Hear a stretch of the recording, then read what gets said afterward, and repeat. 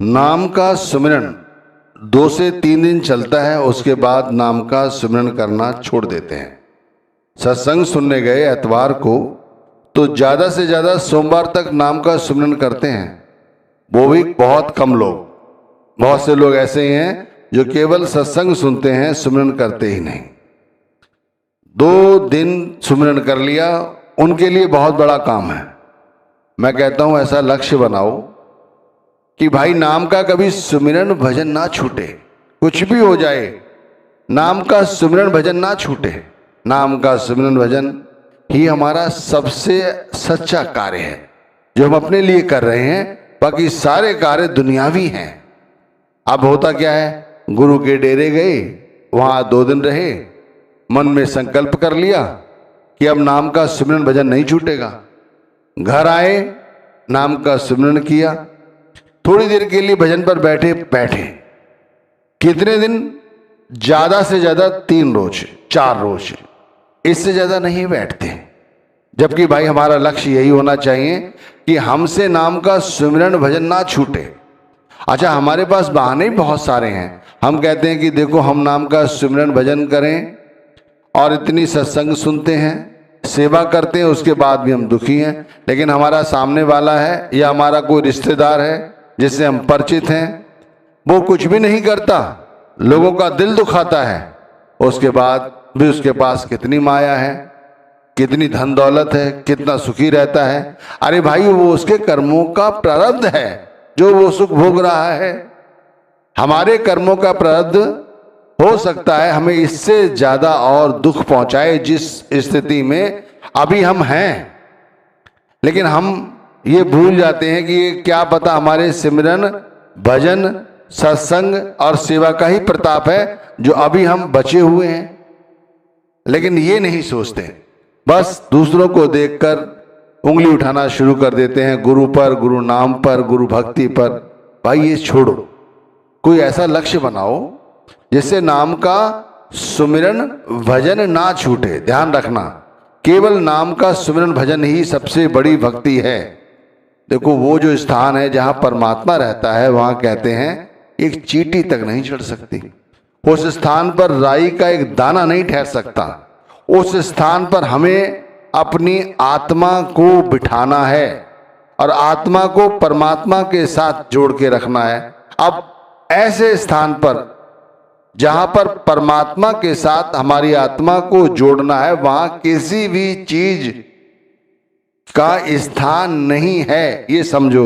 वहां पर यदि दुनिया की ये साजो सामान जो हमने इकट्ठे किए हैं ये ले जाना चाहते हो और चाहते हो फिर गुरु भक्ति कर ले, नाम भक्ति कर ले, तो ये संभव नहीं। इसके लिए तो ये है कि मन में दृढ़ संकल्प होना चाहिए। ऐसा दृढ़ संकल्प जैसे हमारा धन के लिए है, हमें कोई जगाए ना जगाए, जैसे ही पता चलता है दिन चढ़ गया तुरंत उठ के खड़े हो जाएंगे, नहाएंगे धोएंगे, फटाफट ऑफिस पहुंच जाएंगे, दुकान करते दुकान खोल लेंगे, अन्य कोई काम है वो कर लेंगे। अरे इतनी लगन होनी चाहिए गुरु भक्ति के लिए। मैंने देखा है या आपने भी अनुभव किया होगा कि बहनों के साथ भी ऐसा है, भाइयों के साथ भी ऐसा है, सभी के साथ ज्यादातर ऐसा होता है। जो जिनके मन में जैसी भावना होती है उस काम को कर लेते हैं और उस काम को करने में उन्हें कोई दिक्कत परेशानी नहीं आती, क्योंकि उन्होंने सोच रखा है ये काम हमें करना है और कर लेते हैं। लेकिन ये कार्य जो सबसे ज्यादा जरूरी है वो कार्य नहीं करते। उसकी सबसे बड़ी वजह यही है कि अभी हमने गुरु नाम भक्ति को अपना लक्ष्य नहीं बनाया। जिस दिन लक्ष्य बनाओगे समझ आ जाएगी बात। झूठे सुख को सुख कहें, झूठे सुख को सुख कहें, मानत है मन मोद, जगत चवेना काल का, कुछ मुख में कुछ गोद। ये सुन रखा होगा आपने, कवि साहब की वाणी है, बहुत ही अच्छी वाणी है। इसमें समझाते हैं कि जो हमने परिवार या जो हमने पदार्थ या जो हमने कारोबार या जो हमने पद प्राप्त कर लिया है, इसे हम सच्चा सुख समझते हैं। इन चीजों में यदि उलझे रहे या इन्हीं को सच्चा सुख समझते रहे तो ये मन हमेशा ही इन्हीं सकलों पदार्थों के पीछे दौड़ता भागता रहेगा। सारी जिंदगी इन्हीं चीजों को व्यक्ति इकट्ठा करने में लगा रहता है। असलियत क्या है? ये सारा संसार जगत चवेना काल का, ये सारा संसार एक दिन काल खा जाता है और काल खा लेगा और काल खा रहा है। पता नहीं कैसे लोग हैं हम लोग, हमारी आंखें नहीं खुल रही हैं। होका दे देकर समझाते हैं संत महात्मा, और समझाने में उनके कोई कोर कसर नहीं है। इस तरह समझा रहे हैं कि देख लो, कुछ लोग चले गए, कुछ जाने की तैयारी में हैं, और भाई हमारी भी बारी है, और हम फिर भी ये नहीं समझ रहे हैं हमारे लिए सच्चा कार्य क्या है। केवल और केवल नाम की भजन बंदगी।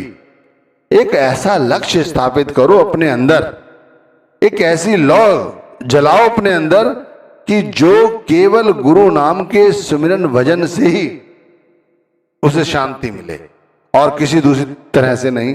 कोई भी दूसरा रास्ता नहीं, केवल एक ही रास्ता है, नाम का सुमिरन करना, नाम का भजन करना। ऐसे मन में दृढ़ संकल्प करो, फिर नाम भक्ति करो। देखो, शरीर है, मन है, मन जो हुक्म देता है वो शरीर करता रहता है। मन कहता है कि कभी भी एक जगह टिककर नाम का सुमिरन भजन ना करें। मन कहता है इसकी जगह दुनिया के काम धंधे कर ले, दुनिया के पदार्थ इकट्ठे कर ले, अपने बच्चों के लिए ये इकट्ठा कर ले, वो इकट्ठा कर ले। पता नहीं कहां तक व्यक्ति सोचे बैठा है, कितने सालों तक जिएगा। अरे भाई, कुछ नहीं पता किसी को। इसीलिए तो कहा है कि शाम तक की पता नहीं है कि क्या होने वाला है, और वर्षों का इंतजाम करने में लगे हुए हैं, दिन रात परेशान है। अरे हमारा जो लक्ष्य है वो बच्चों की शादी है, बच्चों को स्टैंड करना है, कारोबार में उन्नति प्राप्त करनी है, एक मकान के बाद दूसरा मकान बनाना है, दुकान बनानी है। अरे भाई, अपने आप को आईने में खड़ा करके देखो तो सही, अपने शरीर को देखो, क्या हालत हो गई है। अब चेहरे पे वो चमक भी नहीं है, आंखों में भी वो तेज नहीं है, बोलते समय भी बोलते कुछ है, कुछ निकलता है। उसके बाद भी ये सब इकट्ठा करना चाहते हैं जो किसी काम के नहीं है, दो कौड़ी के हैं, सिर्फ कचरा है और कुछ नहीं। और जो सबसे ज्यादा जरूरी चीज है, नाम का सुमिरन करना, नाम का भजन करना, वो नहीं करते। अब बताइए, सत्संग सुन लिए, सत्संग में कॉल भर लिए, और सिर्फ एक दिन आकर सुमिरन कर लिया।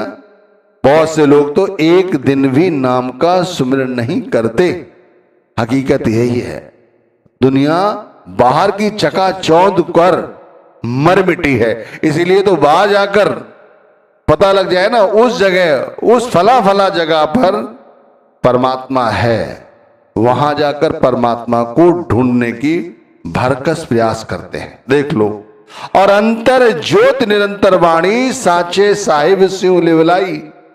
कहा है गुरु घर ने कि हमारे अंतर में ज्योत जल रही है, परमात्मा बैठा हुआ है। हमेशा जब तक हम जीवित हैं तब तक हमें वो परमात्मा अनुभूति करा रहा है, शब्द रूप में, शब्द के धुन के रूप में, प्रकाश के रूप में। वो हम नहीं सुन सकते, हम नहीं देख सकते। क्यों नहीं देख सकते? क्योंकि हम वो देखना नहीं चाहते। फ्री में मिल जाए, बगैर कुछ किए मिल जाए, ऐसे कैसे संभव है भाई? दुनिया के पदार्थ इकट्ठे करने में कितनी मेहनत मशक्कत लगती है, पता है ना। धन कमाते हो तब परिवार चलता है, धन कमाते हो, अधिक धन कमाते हो, और अधिक धन कमाते हो तब ये साजो सामान इकट्ठा करते हो। क्या मेहनत नहीं लगी उसके अंदर? पर यहां उतनी मेहनत नहीं लगती जितनी ये दुनियावी सामान इकट्ठे करने में लगती है। मन पवित्र रहता है, मन खिला खिला रहता है, हमेशा ही गुरु की याद बनी रहती है, गुरु के स्वरूप के दर्शन करते रहते हैं, आनंद पद जीवन व्यतीत करते हैं। अगर हमने प्रारब्ध में कोई कर्म भी कर रखा है, उसका फल भी अगर हम भोग रहे हैं, तो खुशी खुशी। यह है गुरु भक्ति जो हमें देती है सच्चा आनंद। और आप वैसे दुनिया का कोई भी साजो सामान इकट्ठा कर लो, जब भी प्रारब्ध कर्म का हिसाब किताब देना पड़ता है, व्यक्ति रोता है, बिलबिलाता है, चीखता है, चिल्लाता है, तब परमात्मा की याद आती है, तब सोचता है गड़बड़ कहां हो गई। अरे गड़बड़ कहीं नहीं हो गई भाई, गड़बड़ सिर्फ विचारों में है। समझने की कोशिश करो कि समझाया क्या जा रहा है, सच्चाई है क्या। रात गवाई सोएकर, रात गवाई सोएकर, दिवस गवाया खाए, हीरा जन्म अमोल था, कौड़ी बदले जाए। बताइए, हीरा जन्म था, हीरा। चाहते तो इस जन्म में ही उस परमात्मा का दीदार कर लेते और हमेशा के लिए 84 से मुक्ति मिल जाती। हीरा जन्म था ये। यहां बैठकर नाम का भजन करते, सुमिरन करते और उस परमात्मा के साथ अंगीकार कर लेते। जीते जी मरने की विधि सीख लेते, जीते जी ही ये शब्द धुन और शब्द का प्रकाश देख लेते। अंदर जो हमारे कहते हैं सब कुछ है, वो सब कुछ देख लेते। यदि किया होता, समझा होता, लक्ष्य बनाया होता कि ये जन्म है हमारा हीरा, हीरे की तरह इस जन्म का हमें सदुपयोग करते और जौहरी जैसे परख करता है, इसी तरह अपने जन्म की परख करते, गुरु ने जो नाम दिया उसकी नाम की कमाई करते। तब ऐसा ना होता जैसा आज कर रहे हैं, रात गवाई सोए के। अरे भाई हम तो सो रहे हैं, हम तो रात दिन सो रहे हैं। जो व्यक्ति दुनिया के पदार्थों की हमेशा चिंता करता है वो जगा हुआ है। अरे सोया हुआ है, जगा हुआ तो वो है जो किसी भी स्थिति में है लेकिन उससे गुरु भक्ति नहीं छूटती, नाम भक्ति नहीं छूटती, वो जगा हुआ है। रात गवाई सोए कर, दिवस गवाया खाए। ये थोड़ा सा सामान इकट्ठा कर लिया, इस पे इतराते हो, इस पे इतराते हो तो भाई ज्यादा समय नहीं है तुम्हारे पास, बहुत जल्द यहां से जाने वाले हो। समझ लो आप किसी भी क्षण उठा लिए जाओगे, किसी भी क्षण बुला लिए जाओगे। जिस स्थिति में है उसी स्थिति में कान पकड़कर यहां से धर्मराज के दूत ले जाएंगे। कोई किंतु परंतु वहां नहीं चलने वाली। इसीलिए कहा है कि समझो, समझाया क्या जा रहा है। गुरु ने नाम दिया है, झूठे सुख को सुख कहें, मानत है मन मोद, जगत चवेना काल का, कुछ मुख में कुछ गोद। जैसे समझाया, ये समझने की कोशिश करो कि वाकई में हम उस काल के गाल बने हुए हैं, हमें कभी भी वो खा लेगा। एक पल जो अंदर श्वास जा रही है वो बाहर नहीं आएगी। इसीलिए अब समय है, जाग जाओ, एक लक्ष्य बनाओ गुरु भक्ति का, नाम भक्ति का। सारे काम बाद में, पहले गुरु भक्ति, पहले गुरु भक्ति उसके बाद सारे काम। देख लो ऐसा नहीं है कि सारे काम छूट जाएंगे और तुम पीछे रह जाओगे। वो सारे काम अब से ज्यादा अच्छे होंगे, जैसे पहले करते थे ना उससे भी ज्यादा अच्छे होंगे। पर पहले गुरु भक्ति करो, जो मेन काम है वो करो। बहने, घर का काम शुरू करने से पहले मैं कहता हूं सबसे पहले बैठकर नाम की सुमिरन करें, भजन करें। भाई लोग इस तरह घर से निकलने से पहले नाम का सुमिरन करें, भजन करें। उसके बाद सत्संग भी सुनने जाना है, उसके बाद पहले नाम का सुमिरन करें, भजन करें। और ऐसा लक्ष्य बनाएं कि यदि यमराज भी हमें लेने आएगा दिन में या रात्रि में, उस समय भी पहले नाम का सुमिरन करेंगे, भजन करेंगे, तब यहां से चलेंगे। ऐसा नहीं कि अब कल कर लेंगे, परसों कर लेंगे। इस तरह तो भाई वर्षों बीत चुके हैं, वो कल परसों कभी नहीं आई। लक्ष्य ऐसा हो जो हमेशा ही गुरु भक्ति के लिए प्रेरित करे, हमेशा ही गुरु की याद दिलाए, हमेशा ही मन नाम का सुमिरन भजन करने के लिए अंदर से ही तत्पर रहे कि नाम का सुमिरन भजन करना है। भाई इससे बड़ा कोई काम दुनिया में है ही नहीं। बाकी सारे काम बाद में, पहले गुरु भक्ति, नाम भक्ति। अरे यही तो